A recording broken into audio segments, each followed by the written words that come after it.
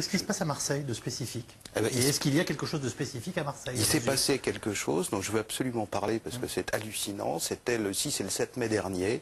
Il y a eu un colloque fait par des travailleurs sociaux qui s'appelait l'intervention sociale à l'épreuve des trafics de drogue. Et là, pendant pratiquement toute la journée, on a entendu des choses hallucinantes. On a entendu pratiquement des discours d'amour vis-à-vis des braqueurs et vis-à-vis des dealers.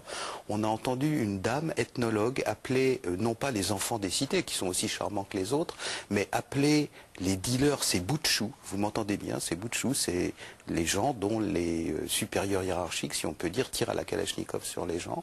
On a entendu parler de victimes, on a été dans un débordement de la culture de l'excuse, et ça, c'était une journée de travail patronnée par la municipalité de Monsieur Gaudin.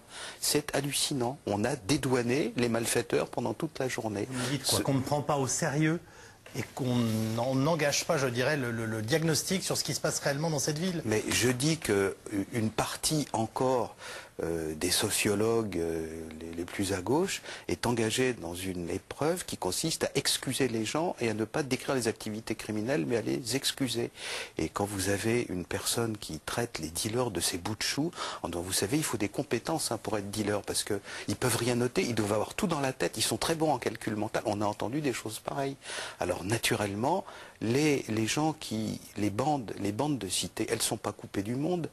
Elles ont des complices dans la réunion en question, elles ont des avocats, elles ont des gens qui leur parlent, et de telles journées font sur le milieu criminel l'effet d'une injection brutale d'hormones de croissance. Ça leur donne un formidable sentiment d'impunité. Il y a des gens qui se réunissent, qui sont des savants, qui sont des travailleurs sociaux, qui disent vous êtes des excuses, vos parents ont été victimes du colonialisme, etc. C'est la débrouille, les mamans des cités, etc. On est dans la facilitation du crime.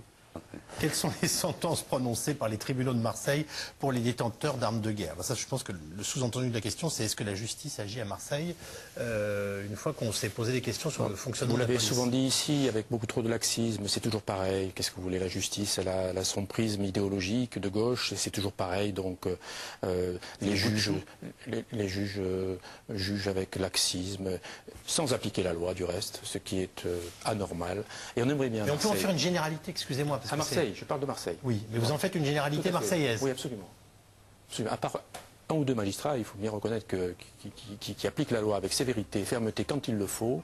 Nous avons souvent des juges très très laxistes à Marseille. Et c'est dommage parce que, si vous voulez, ça donne le sentiment d'impunité à des jeunes de 16 ans qui vont ensuite installer leur bureau à l'entrée des cités avec leur cannabis au vu et au su de toute la cité. C'est ça qui est extravagant. N'y a-t-il pas un mythe marseillais, la France jouant à se faire peur comme les États-Unis avec Chicago dans les années 30? Vous avez 10 secondes pour répondre à ça. Non, non, non, Marseille, c'est pire que Chicago, Marseille. C'est beaucoup mieux, c'est beaucoup plus perfectionné, croyez-moi, et on le verra dans les années qui viennent. Merci infiniment les uns et les autres d'avoir participé à cette émission. Quand je vous dis qu'il y a une imbrication totale à Marseille entre la politique et le banditisme, je n'ai pas rêvé, Yves Calvi, je n'ai pas rêvé du tout.